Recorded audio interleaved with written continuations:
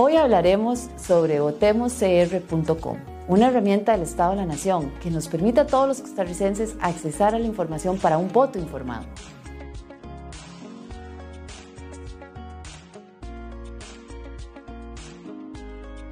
Este espacio llega gracias al patrocinio de Urbanizadora Siglo XXI. Nos encontramos hoy con don Estefan Gómez, investigador del Estado de la Nación y creador de un programa muy interesante, votemoscr.com, que busca informar a la ciudadanía de una manera fluida, de su casa, de su hogar, lo que quiera, sistematizando información de los partidos políticos, de los planes de gobierno, del padrón electoral y con una encuesta de minería de datos muy interesante, lo que se ha llamado el espejo de empatía. Pues bueno, don Estefan, cuéntenos un poquito cómo se ha venido desarrollando este votemoscr.com, que empezó en el 2018 y pues ya tenemos una experiencia. ¿Cómo fue de dónde salió esa idea? ¿Cómo fue que surgió la idea del Estado de la Nación de apoyar este tipo de iniciativas? ¿Y cómo ha sido la experiencia a través de esta tercera edición del votómetro? Bienvenido. Muchas gracias por la invitación. Básicamente el mandato es muy claro. El programa Estado de la Nación es una plataforma al servicio de la ciudadanía. Recordemos que el Estado de la Nación pertenece al Consejo Nacional de Rectores y esto es básicamente el consorcio de las 5 universidades públicas. Nosotros hacemos análisis de desarrollo humano en el país todos los años, y todos los días también. Entonces, todos los años le tomamos una fotografía al país. Y como plataforma al servicio de la ciudadanía, cuando llegamos a elecciones, uno de nuestros mandatos es cómo ayudamos a generar un voto informado. Ahí es donde nace la plataforma electoral, que ustedes la pueden acceder en votemoscr.com. Y en esa plataforma hay 4 secciones. La primera es el votómetro, la segunda es uno que se llama votantes, la tercera es partidos políticos y la cuarta es programas de gobierno. Y me devuelvo. Programas de gobierno. Tenemos más de 50 personas en este momento leyendo son miles de verdad, de páginas de programas de gobierno para hacer análisis de programas de gobierno. En las próximas semanas ahí habrán publicaciones que en menos de 4 minutos usted puede saber qué dice cada programa de gobierno. La idea que es facilitar el acceso a la comunicación de los temas electorales. El mismo análisis para todos los partidos para que no haya sesgo. Después está la sección de partidos políticos. Ahí vamos a estar publicando todas las investigaciones sobre los partidos políticos. Hay una sección de votantes donde vamos a estar mostrando todo el tema de encuestas que hacemos en unión junto con el CIEP de la Universidad de Costa Rica. Y esta primera sección, otra vez, es el votómetro. Esta es una aplicación que es bien interesante. La idea es que la gente entre como en un pequeño juego de preguntas que son a favor y en contra. Y la lógica es muy sencilla. Nosotros fuimos y les hicimos las mismas preguntas a las 20 personas candidatas a la presidencia. Ya nosotros sabemos qué piensan las 20 personas sobre esos 32 preguntas. La gente ahora llena esas mismas 32 preguntas y al final le da un grado de coincidencia con cuál candidato piensa más cercano a uno. Y ahí hay un porcentaje general que te dice, no sé, tal candidato tiene coincidencia con usted en un 80%. Pero además viene el detalle por subtemas, donde uno puede ver en qué áreas tengo más acuerdo y menos de acuerdo con cada uno de los candidatos. Bueno, y eso me lleva a preguntarle cómo se escogen esos temas y la forma de redacción de las preguntas. Porque, por ejemplo, hay una pregunta, yo me tomé el tiempito para hacerlo, entonces dice, ¿está usted de acuerdo en el aborto por violación? Entonces ya de una vez te enmarca. ¿O está de acuerdo usted en la exploración petrolera? ¿Está de acuerdo en que el presidente tenga unificado, concentrado el control de todas las fuerzas policiales? O sea, me parecieron preguntas pues muy retadoras, pero quería preguntarle cómo escogen los temas y la forma de la redacción de las preguntas y qué es ese análisis que se hace para decir, estas son las que tienen que ser. Nosotros hacemos un estudio de, valga la literatura o los estudios internacionales sobre cultura política e identidades. ¿Qué significa eso? Básicamente lo que queremos es medir sobre qué estamos de acuerdo, sobre qué estamos muy en desacuerdo o polarizados o divididos. Esa es. Entonces, la revisión de las preguntas tienen dos características. Todas las preguntas son de resorte de un presidente de la República, es decir, es algo sobre que un presidente debería tomar una decisión o al menos tener una opinión bien formada. Por eso se las preguntamos a las y los candidatos. Y lo segundo es que las preguntas tratan de moverse a alguno de los extremos. Es un poco extrema para medir polarización y ver si uno está cerca de ese extremo o lejos de ese extremo. Entonces nos dan dos posiciones, digamos, lejanas. Claramente uno pudiera estar en una posición intermedia, pero los estudios nos dicen que si nosotros ponemos la opción intermedia, la mayoría de gente se va a ir a la posición intermedia porque por cultura política nosotros no tendemos a comprometernos. Entonces esa es la idea. Entonces, por ejemplo, si usted está a favor o en contra del aborto en casos de violación, puede ser que hay muchas diferentes variaciones. La gente puede decir, no solo en casos de violación, también en otros casos, pero eso implicaría que en el de violación también. Pero en cambio hay gente que no está de acuerdo con el aborto de ninguna forma. Esa gente pondría en contra. Y eso nos da un espectro para después medir las distancias en cuanto a temas. Y ahí es súper interesante porque ya sabemos en qué temas estamos más cerca como ciudadanía y en cuáles temas estamos totalmente agarrados del pelo, por ponerlo de forma. Claro, ¿no? Y en una sociedad tan polarizada como se ha venido incrementando incluso, porque me encantó el tema de espejo de empatía, porque si hay algo que está claro en esta sociedad es que cada vez somos más intolerantes. Entonces, cuando uno ve estos esfuerzos, casi es como ponernos en blanco y negro al frente una realidad que tal vez no la habíamos valorado por el ruido y esa polarización de intolerancia y de pleito, por ponerlo en buen tico, porque se está encrespado el ambiente y en política ni pa' qué. Entonces es como un enmarque para ver qué tan diferentes somos o qué tan coincidentes estamos y me encantó el nombre de empatía. Ahora, ¿cómo ha sido la evolución de la experiencia en todos estos años, que desde el 2018 inicia? Sobre todo porque en política ahora ya tenemos una realidad que se llama los partidos taxi. Entonces, ya te dicen, no importa la ideología, importa la persona. Ya no importa los planes de gobierno, sino en lo que directamente a mí me afecta o no. Y eso es una realidad compleja a la hora de tener un voto informado, porque es una caja de Pandora. Ya aquí cualquier persona agarra un taxi, un partido taxi, se monta y se va sobre lo que cree que se debe resolver en este país. Y le pregunto esto también a la luz de esos temas centrales que usted estaba diciendo, el análisis. ¿Cómo ha sido la experiencia del tico en estos años? Como sociedad, ¿cómo nos describiríamos en temas de ambiente, en temas sociales, en temas económicos? ¿Cómo en general de este experimento, cómo ve usted cómo hemos evolucionado como sociedad?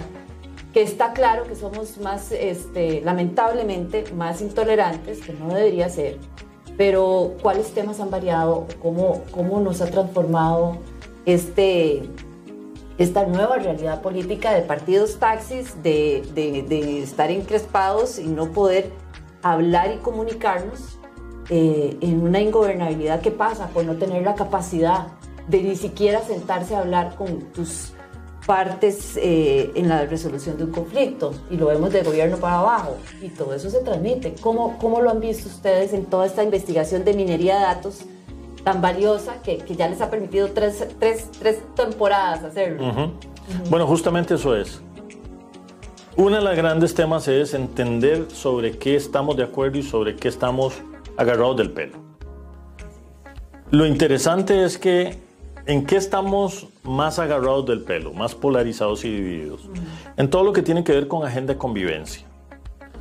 Progresistas versus conservadores. Temas como aborto, eutanasia, la religión, el Estado, la educación sexual, el consumo de marihuana recreativo. Todo esto que tiene que ver con la agenda de valores, ahí hay divisiones importantes como país.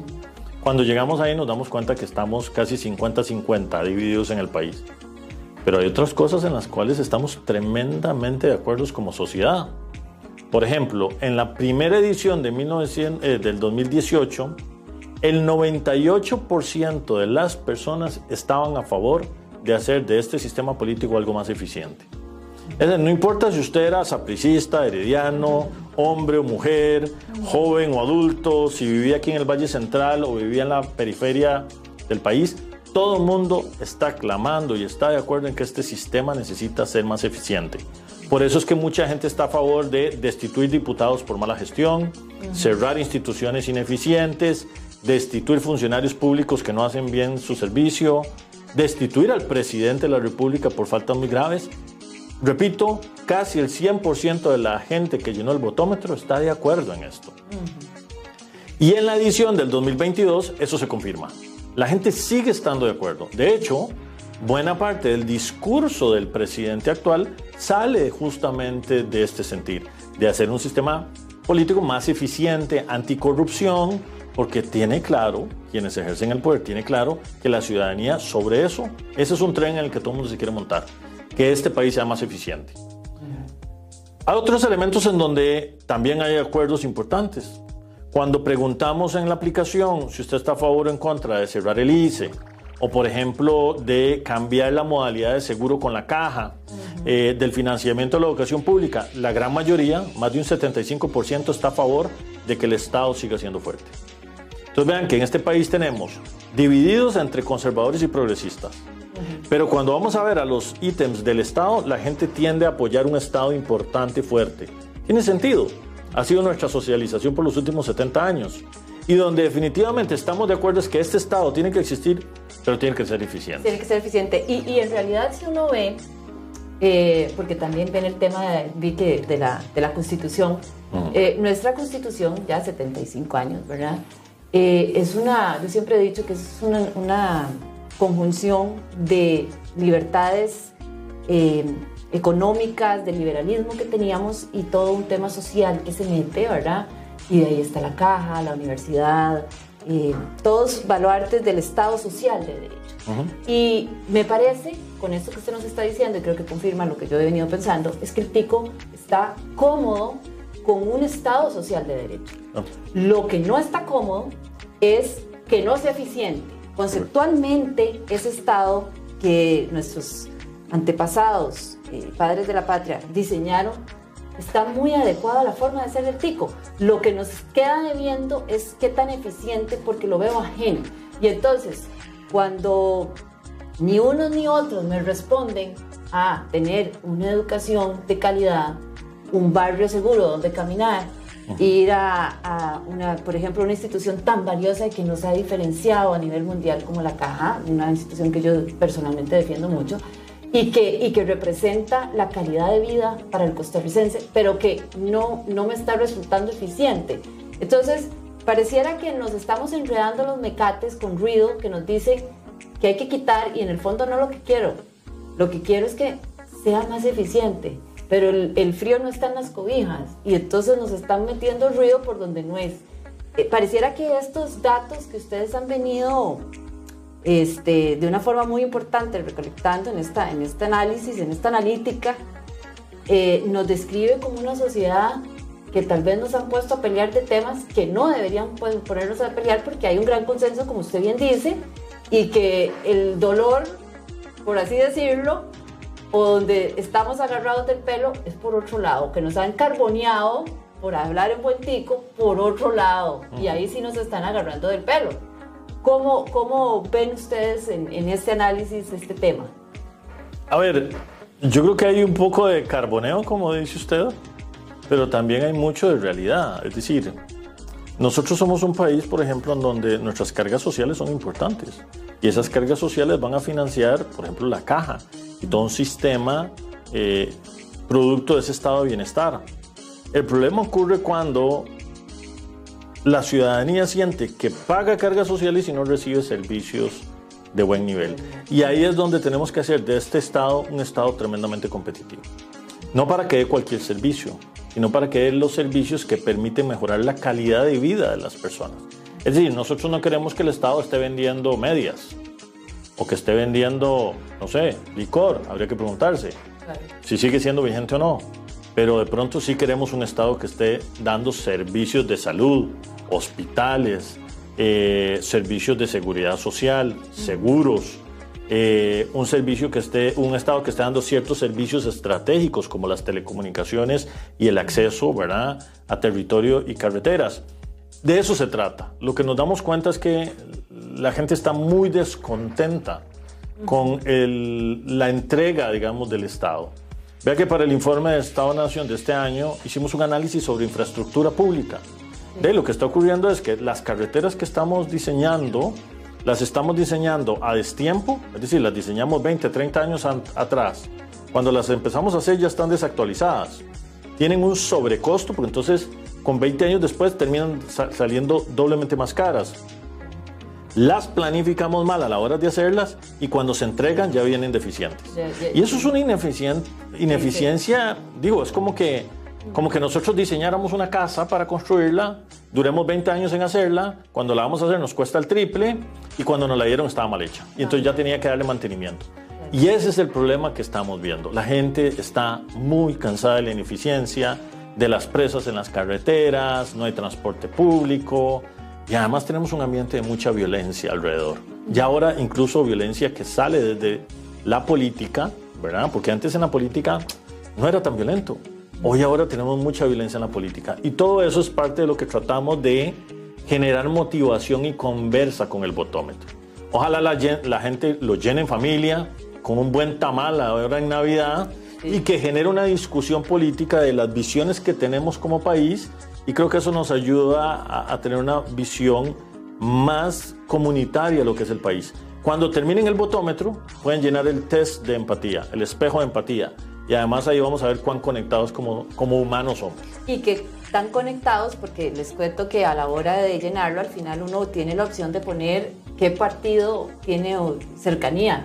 Y entonces me estaba contando usted ahora que se puede hacer ese match entre quien respondió, si realmente responde el candidato y sus propuestas, que ya están ahí dentro de esta base de datos, a lo que yo creo que el candidato está representando o va a hacer si es el caso de llegar a ser presidente. Y me parece que es un ejercicio democrático súper valioso en el entendido que tenemos 20 partidos, 20 propuestas y en un análisis responsable del voto, porque vean qué interesante en Costa Rica, cada voto vale igual. Estamos en una democracia de las más sólidas del mundo, donde cada persona, sea con recursos, sin recursos, estudiado, universitario, primaria, etc., todos los votos tienen el mismo valor. Y yo creo que pasa por ahí, por hacernos conscientes, y me gusta este instrumento que nos permite tener una información sistematizada, pero además hacernos valorar y entender el privilegio, pero por otro lado la obligación de informarse, y esto pues es entrar a la página, como usted bien dice, de entender que cada voto vale igual, pero es una gran responsabilidad informarnos. Ahí están las 20 propuestas, los 20 candidatos, con las mismas fotografías que van a tener, me contaba usted, que me parece valiosísimo a la hora de enfrentarse a la papeleta, con las 20 todas las preguntas que les respondieron cada candidato, y ver si realmente el ruido y el análisis y lo que yo pienso de una forma responsable es reflejo de lo que cada candidato quiere, en el caso de llegar a ser presidente, desarrollar en la visión de desarrollo de un país. Así que, pues igual, agradecerle de verdad al Estado de la Nación y a don Estefan Gómez, que ha sido parte del diseñador de esta valiosísima herramienta de votemoscr.com, porque permite a la ciudadanía esta sistematización de la información, porque de 20 programas de gobierno, 20 candidatos, pues puede causar mucha confusión a la hora de análisis, pero bueno, ustedes nos las están poniendo ya sistematizada, y de verdad instar a todas las personas que nos ven a que saquen ese esfuerzo, a ese tiempito, como usted dice, en los tamales ahora en diciembre, para poder identificar si lo que yo estoy pensando realmente es lo que los candidatos están pensando, o sorprenderme de otras propuestas de otros candidatos también, y que en este instrumento de una forma total y objetiva está puesta para todos los costarricenses. Muchísimas gracias a usted, don Estefan, y al Estado de la Nación, y pues esperemos que este año se llegue. Ya llevan 140,000 personas, así que ojalá se llegue a más de 500,000 y puedan superar las expectativas de años anteriores. Muchísimas gracias. A la orden, invitarlos a que lo llenen en el votómetro, votemoscr.com, y ahí todas las semanas estaremos poniendo información nueva hasta el día de la elección. Muchísimas gracias.